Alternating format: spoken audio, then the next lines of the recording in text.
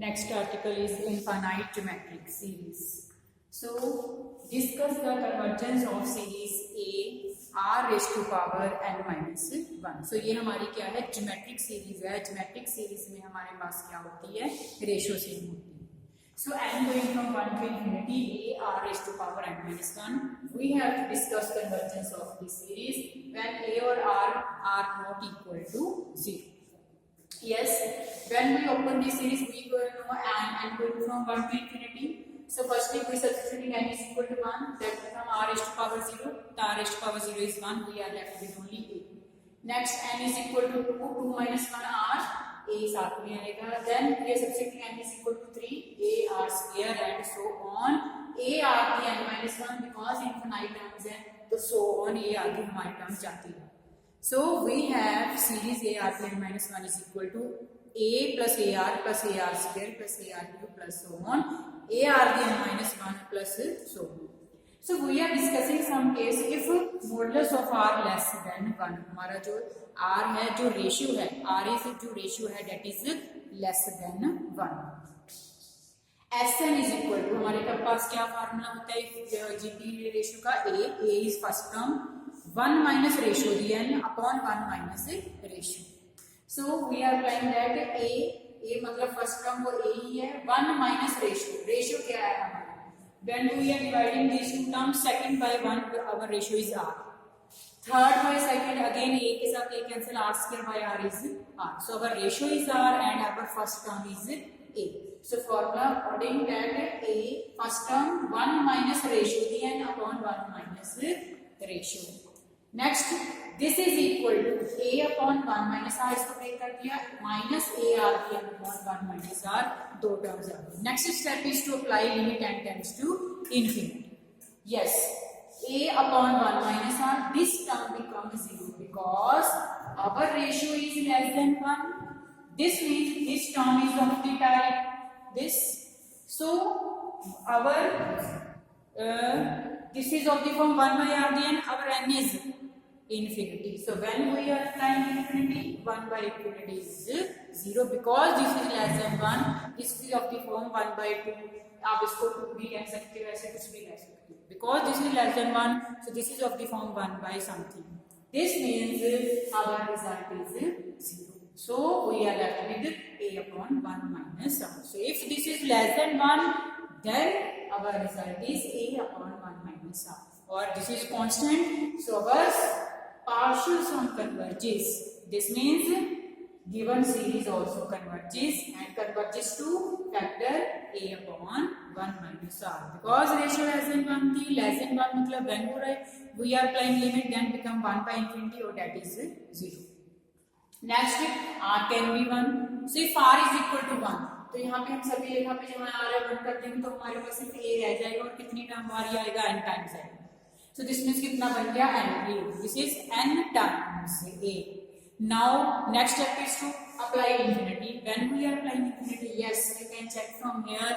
n हमारा ऊपर ही है तो हमारा जो रिजल्ट आएगा that is also infinity आ जाएगा. So infinity मतलब ये क्या है, नॉट कन्वर्जेंट मतलब क्या है, divergent. Next case is when r is greater than 1 because we have to discuss all possible conditions because we are not given कि हमें क्या किस पॉइंट के लिए ये convergent. So when r is greater than 1, again same formula Sn a 1 ratio, उसमें क्या था 1 minus ratio because ratio क्या थी less than 1. इसमें क्या है बेटे, greater than 1. This means our rule is r minus 1. So a r the n minus 1 upon r minus 1 because of ratio is now greater than 1. Now first term is a and what is ratio r. So हमने first term की जगह a लिख दिया, ratio की जगह पे r लिख दिया. Now next step, same इसको भी हम ब्रेक कर सकते हैं. So ये क्या बन गया, a r the n upon r minus 1 minus a upon r the r minus 1. But next step is to take limit and tends to infinity. When we are taking limit, yes, you can check from here. And infinity करेंगे और जो ratio है greater than 1 ही है, जिसमें ये term positive है. This cannot be of the form 1 by something. इसका मतलब ये न्यूमरेटर में ही रहेगी. और when we are applying limit, इसका रिजल्ट क्या आएगा बेटे, infinity आ जाएगा because this is greater than 1. So if partial sum is diverges to infinity, then our series also diverges to infinity. Next, if r is equal to 1, r can be minus 1. So now we are taking if r equal to minus 1. Then our series become, यहाँ पे देखो r को minus 1 किया तो negative sign आ जाएगा. यहाँ पे r square है तो माइनस 1 करेंगे, माइनस 1 का स्क्वायर पॉजिटिव बन गया तो ये टर्म पॉजिटिव ही रह जाएगी. इसी तरह ये अल्टरनेट टर्म्स पॉजिटिव नेगेटिव आती रहेंगी हमारे पास. और क्योंकि r क्या है 1 है एक तरह से या माइनस 1 जैसे वो कह रहे हैं, r तो खत्म हो गया पर जो टर्म्स है वो अल्टरनेटिव आ गई और इससे टर्म क्या हो जाएगी कैंसिल. पहले दो टर्म्स कैंसिल, अगली दो ऐसे. तो दिस मींस अगर टू टर्म्स आ रही हैं 2 4 6 तो ये सारी कैंसिल हो जाएंगी, रिजल्ट 0 आ जाएगा. पर अगर ये ऑड है, सपोज करो 3 टर्म्स है हमारे पास, you can check from here, सिर्फ 2 ए कैंसिल हुए हैं, एक हमारे पास बचे. So if n is odd then हमारे पास ए आता है बेटी.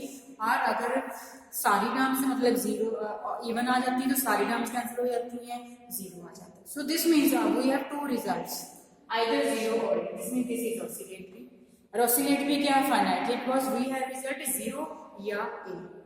सो this is oscillatory partial sum. This means series also oscillate and oscillate between 0 and a. So हमारे पास less than 1 में भी कन्वर्जेंट आया, r equal to 1 से डाइवर्जेंट, r greater than 1 से भी कन्वर्जेंट आया और r equal to minus 1 से क्या है oscillate finitely. Next, if r is less than minus 1, less than minus 1, then हम क्या करेंगे बेटे, our formula again, because less than and then 1 minus ratio the n upon 1 minus ratio आएगा. This is also oscillatory finitely because we are applying the limit n tends to infinity. When we have less than minus 1 या less than 1, then you know that factor जो infinity बनाता है वो तो 0 बन जाएगा, बाकी टर्म्स क्या है हमारे पास फाइनाइट आंसर आ जाएगा. तो वो आंसर क्या आ रहे हैं, 2 आंसर आ रहे हैं, इसलिए वो oscillatory है, और क्योंकि फाइनाइट आंसर है इसलिए वो क्या है oscillatory finitely. Next, lastly, if modulus of r is less than 1, this means we have to discuss for series absolutely. Now this series become modulus of a r the n minus 1.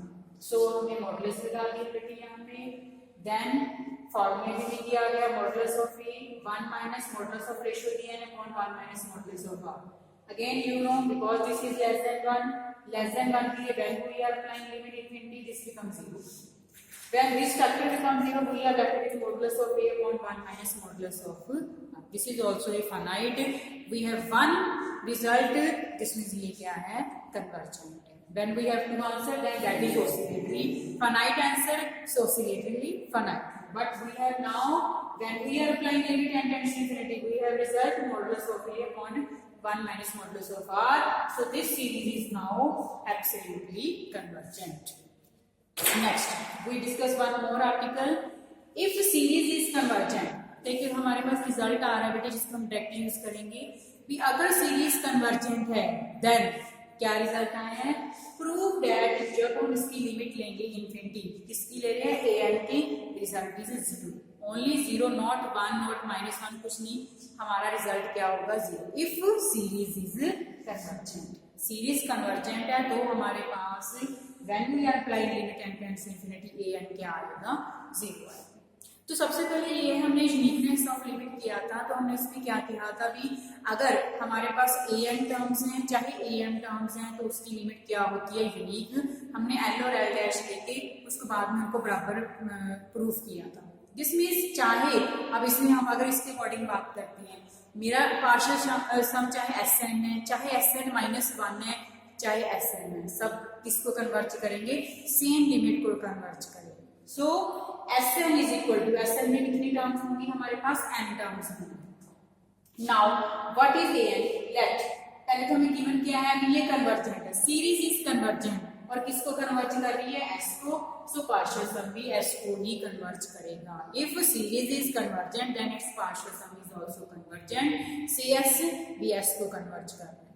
Next है बेटे what is A n, a n में कितनी terms आएंगी, हमारे पास S N में n terms होती हैं और जब मैं एस एन की n माइनस 1 की बात करूंगी उसमें कितनी हो जाएंगी n माइनस 1 टर्म, तो उसकी लास्ट टर्म क्या होगी a n माइनस 1. जब हमने इन दोनों को माइनस करना है तो इसकी तो सारी टर्म्स कैंसिल होगी, सिर्फ इसकी एक टर्म बचेगी जिसको क्या कहते हैं, an टर्म बचेगी, बिकॉज इसमें an तक लास्ट टर्म थी, इसकी लास्ट टर्म थी an-1. When we are subtracting these two, so we are left with only an. Next step is to take limit. We are taking limit both sides. Now series is convergent, is partial sum is convergent, and convergent हमने बोला कि let s को, so चाहे वो sn है चाहे sn-1 है, same limit को कन्वर्ज करेंगे.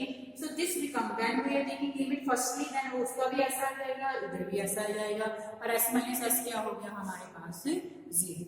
सो इम्पॉर्टेंट इज दैट कि यूनिक लिमिट होती है, इसके कारण जो भी हमारी ये पार्शियल सम है या सीक्वेंस है तो वो सेम लिमिट को कन्वर्ज करेगी. उसके कारण जब हम इसको फाइंड कर रहे हैं if series is convergent, then when we are taking limit n tends to infinity, an is equal to क्या आएगा हमारे पास 0. ओके.